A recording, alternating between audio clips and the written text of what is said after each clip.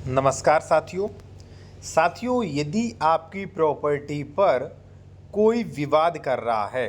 अब विवाद जो है वो आपके कई टाइप के हो सकते हैं। बेसिकली हमने यहाँ पे 3 टाइप रखे हैं। हो सकता है आपका 4th पॉइंट का हो, लेकिन भाई 3 पॉइंट में हम बताएंगे। ठीक है, इन्हीं में से अधिकतर विवाद मेरे सामने आ रहे हैं, वो हमने बता दिया क्योंकि सैकड़ों कॉल्स आती है मेरे सामने इन्हीं प्रकार के विवाद। क्या अगर कोई आपको प्रॉपर्टी पर, जमीन पर कब्जा करने की, जमीन खाली करने की धमकी दे रहा है, तब कोई कह रहा है कि हमारा कब जमीन खाली कर दो, तुरंत कब्जा खाली कर दो, ठीक है ना, हम यहाँ से हट जाइए, यहाँ पे ज़मीन पे हम करेंगे, ठीक है, ऐसा कोई धमकी दे रहा है कि फलानी तारीख को आएंगे हम, जल्दी हटा लीजिए कब्जा, दबंग लेके आएंगे, हटा दो। पहली कंडीशन तो वो हो सकती है आपके यहाँ।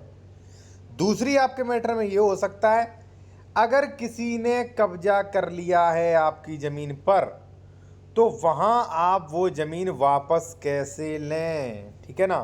अब कब्जा साथियों यहाँ पे काफ़ी पुराना हो सकता है या रिसेंट में नया हो सकता है, ठीक है, दोनों का नियम अलग अलग होगा, कार्रवाई भी अलग अलग सेक्शंस में होगी, अभी जानेंगे आप आगे।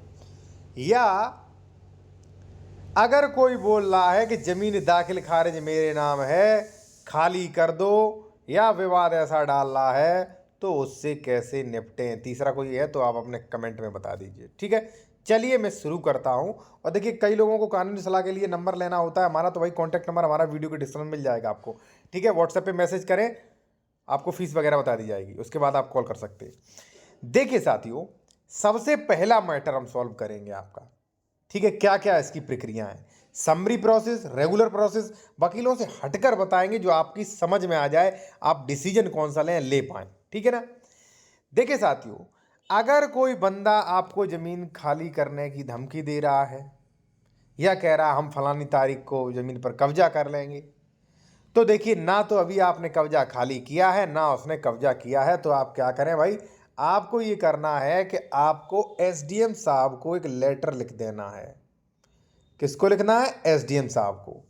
पुलिस को भी सूचित कर सकते हैं यहां पे आप, ठीक है। क्या, और एसडीएम साहब को इसलिए नहीं कह रहा हूं, एसडीएम को यहां पे पावर है। पावर क्या है वो आप देख लीजिए। पावर ये है, स्थावर संपत्ति के मामले में विवाद, स्थावर क्या होती है, यानी कि जैसे मान लीजिए ये घर है आपका, यहां पे कोई विवाद डाल रहा है, तो ये धारा काम करेगी, देखिए, ठीक है ना। नई धारा है 164 बीएनएसएस कर दी गई है, ठीक है ना।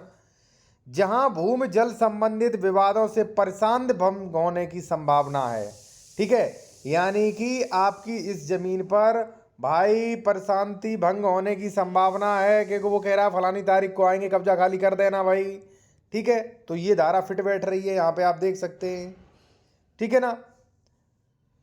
वहां कार्यपालक मजिस्ट्रेट, यानी कि एसडीएम, कार्यपालक मजिस्ट्रेट, एसडीएम, तहसीलदार, डीएम, ठीक है, पुलिस अधिकारी की रिपोर्ट से, इंतला से, क्योंकि भाई पुलिस को भी मैंने कहा सूचित कर देना, समाधान हो जाता है कि उस स्थानीय अधिकारिकता में, यानी कि उसकी तहसील क्षेत्र में किसी भूमि जल की सीमाओं से संबंध ऐसा विवाद वर्तमान है, यानी कि वर्तमान में ऐसा विवाद है जिससे प्रशांति भंग होना संभाव्य है। प्रशांति भंग हो सकती है भाई, क्योंकि उसने दिया है कि हमारी ज़मीन खाली कर देना, फलानी तारीख को आऊँगा मैं, तो जिस दिन आएगा वो विवाद हो सकता है भाई, बिल्कुल फिट बैठ रही है।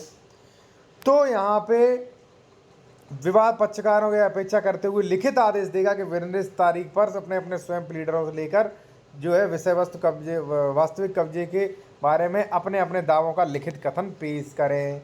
यानी कि साथियों, एसडीएम साहब दोनों से कहेंगे कि भाई दोनों लोग आइए और अपने अपने जो है कब्जे के सबूत दीजिए, कौन इसका मालिक है और वास्तविक कब्जा किसका है उसका भी मैं साक्ष्य दीजिए, वास्तविक कब्जा यानी कि प्रेजेंट टाइम, ठीक है ना। तो उनका यहाँ पे अहम रोल होता है। तो मैटर सॉर्ट आउट इसी कंडीशन में हो जाएगा, और ये समरी प्रोसेस है, ज़्यादा टाइम नहीं लगेगा, पैसा वगैरह बच जाएगा, ठीक है।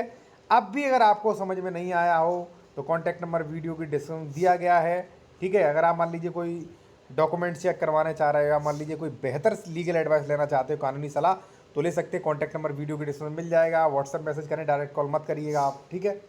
सेकंड नंबर, अगर किसी ने कब्जा कर लिया है, आपको वहां से हटा दिया है, तब, ठीक है। अब देखिए साथियों, अगर किसी ने कब्जा कर लिया है, वहां से हटा दिया है, तब भी यही धारा काम करेगी। अब आप कहोगे सर ऐसा कैसे हो सकता है, ये धारा क्यों काम करेगी?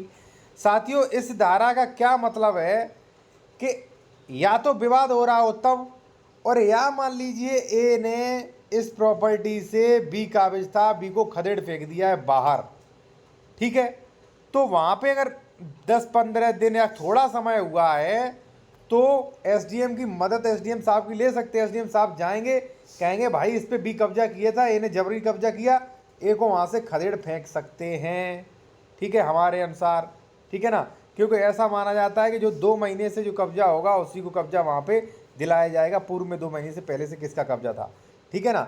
ऐसा नहीं कि भाई कोई हटा फेंक दे वहां से रोक ना पाए, तो भाई इसी रोकने के लिए ये धारा बनी है, ठीक है ना। अब एक चीज मैं और बताऊंगा साथियों आपको, मान लीजिए इस धारा से आपका काम नहीं बन रहा है, आपको संपत्ति से भाई निकाल दिया है, अब चाहे किराएदार हो आप सेकंड नंबर में, ठीक है, या मान लीजिए आपके नाम रजिस्ट्री वगैरह दाखिल खारिज वगैरह है, मान लीजिए आपको लगता है ये ज़मीन भाई हमारी है, हमें गलत निकाल दिया, दबंगई से निकाल दिया, तो एक चीज़ और है, एक धारा आपके लिए, वो भी मैं आपको बता दूं भाई। साथियों, पहले वाले मैटर में थोड़ा एक मैं बताना चीज़ भूल गया हूँ, एक चीज़ और इसमें हो सकती है कि अगर कोई कब्जा करने की धमकी दे रहा है, ज़मीन खाली करने की धमकी दे रहा है, विवाद कर रहा है, ठीक है ना, तो साथियों आप परमानेंट इंजेक्शन भी ले सकते हो, ठीक है, ये भी ऑप्शन है। अगर एक बार परमानेंट इंजेक्शन मिल गई, किसी को औकात नहीं आपको वहाँ से हटा ले, ठीक है, तो वो भी फर्स्ट वाले में ले सकते हो आप, ठीक है ना। अब भाई मैंने क्या बताया था, एक सेकंड वाला मैटर, वो भी आप जान लीजिए भाई। 1 मिनट रुकिएगा, इसमें थोड़ा कमी हो रहा है। देखिए साथियों, सेकंड नंबर, अगर किसी ने कब्जा कर लिया है तो मैंने फर्स्ट वाला बता दिया है, अब देखिए सेकंड और क्या कर सकते हैं। इसके अलावा भी एक सेक्शन है, सेक्शन 6, ठीक है ना, वो क्या कहता है कि स्थावर संपत्ति से बेकब्जा किए गए व्यक्ति द्वारा वाद, यानी कि सेकंड पॉइंट पर फिट बैठ रहा है, यहाँ पे देख सकते हो, अगर किसी ने कब्जा कर लिया है, वहाँ से हटा दिया है आपको तब, यानी कि आपकी ये प्रॉपर्टी थी, किसी ने कब्जा कर लिया है, ठीक है, ए ने कब्जा कर लिया है, आप बी हैं, बी को हटा के फेंक दिया है यहाँ पर, ठीक है, तो आपके पास पहला ऑप्शन ये, पहला से कुछ नहीं होता, दूसरा ऑप्शन ये रहा। क्या कह रहा है ये दूसरा ऑप्शन, अब देखिए इसका भी आप लाभ लीजिए भाई, ठीक है, कोई नहीं ये चीज़ें बताएगा आपको, ठीक है ना, मैं आपको बता रहा हूँ बहुत अच्छे तरीके से, ठीक है ना, और कई लोगों के कब्जे हट भी रहे हैं भाई। अब देखिए, स्थावर संपत्ति से, स्थावर यानी कि अचल संपत्ति से बेकब्जा जिसे कर दिया गया है व्यक्ति को, उस व्यक्ति का ये अधिकार है कि वो कोर्ट में केस कर सकता है। अब आप कहोगे सर इसमें नया क्या, कोर्ट में केस तो कर सकते हैं, लेकिन गलत सेक्शन में किया, टाइम समय सब कुछ बर्बाद हो जाएगा भाई, ठीक है ना।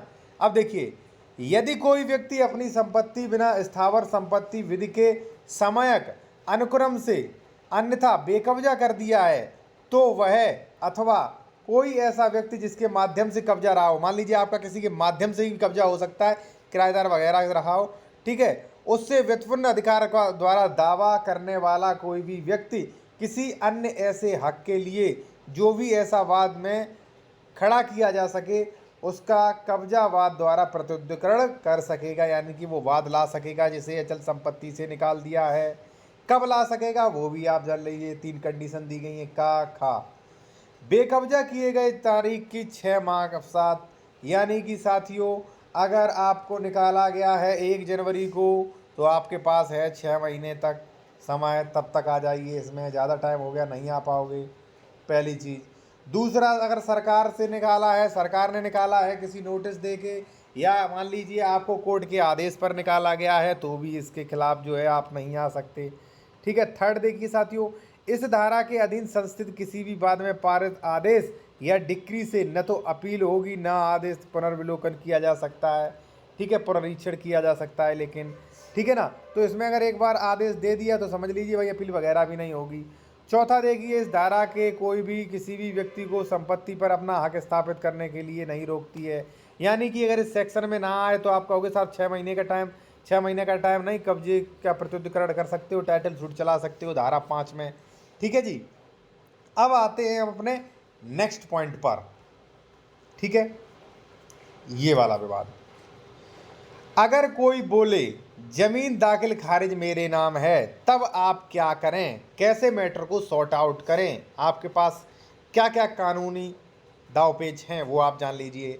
इससे पहले मैं फिर कहूँगा भाई, कई लोग जो है कमेंट्स में हमारा कॉन्टैक्ट नंबर मांगते हैं। भाई हमारा कॉन्टैक्ट नंबर वीडियो की डिस्क्रिप्शन में दिया गया है। डायरेक्ट हम इसलिए नहीं देते हैं क्योंकि हमारे पास भाई सैकड़ों कॉल आती हैं। अगर डायरेक्ट दे दिया तो पता नहीं कितनी कॉल आएंगी और लोग फालतू में परेशान करेंगे, ठीक है ना। तो व्हाट्सएप पे मैसेज कर सकते हैं, अपॉइंटमेंट ले सकते हैं। अब देखिए साथियों, यहाँ पे मैं स्पष्ट कर दूँ साथियों, अगर आपकी ज़मीन दाखिल खारिज कोई बोल रहा है मेरे नाम है, आपके नाम रजिस्ट्री या ऐसा कुछ है, आपके नाम दाखिल खारिज नहीं करवाया, तो नो टेंशन रहिए। PTA एक्ट ये कहता है कि रजिस्ट्री वगैरह से भी आपको पूरा स्वामित्व मिल जाता है भाई, ठीक है ना। दाखिल खारिज नहीं है तो क्या रजिस्ट्री से पूरा स्वामित्व मिल जाता है। बाद में आप 229B जैसी धाराओं से या घोषणात्मक वाद ला सकते हो, अपने अधिकारों की घोषणा करवा सकते हो, ठीक है जी। बाकी अगर आपका कोई लीगल एडवाइस लीगल क्वेश्चन है तो कॉन्टैक्ट नंबर वीडियो के डिस्क्रिप्शन में मिल जाएगा। ज़मीन वगैरह के डॉक्यूमेंट चेक करवाना चाह रहे हो या खरीद रहे हो या अन्य कोई बेहतर कानूनी सलाह ले सकते हो, ठीक है जी।